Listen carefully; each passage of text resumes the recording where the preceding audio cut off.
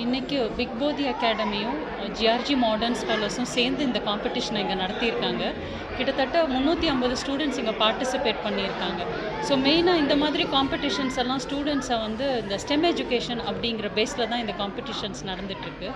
ஒரு கண்ட்ரியோட பேக் போனுக்கு வந்து இந்த ஸ்டெம் எஜுகேஷன் ரொம்ப இம்பார்ட்டண்ட். இப்போ நிறைய கண்ட்ரியில் இருக்கிறவங்கெல்லாம் என்னென்னா ஹையர் எஜுகேஷனுக்கு போகும்போது சயின்ஸ் எஜுகேஷனை ரொம்ப ஆப்ட் பண்ணுறது கிடையாது.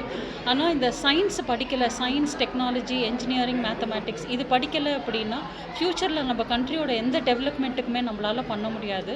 அண்ட் எப்போவுமே ஒரு ஃபாரின் கண்ட்ரியிலேருந்து தான் ஒரு டெக்னாலஜி வேணும்னாலும் சரி, எது வேணும்னாலும் அவங்கள தான் டிபெண்ட் பண்ண வேண்டியிருக்கும். நம்ம கண்ட்ரியில் இண்டிஜீனியஸாக எது வேணும்னாலும் science, technology, engineering and mathematics இதை பேஸ் பண்ணி இருந்தால் மட்டும்தான் நம்ம டெவலப் ஆக முடியும்.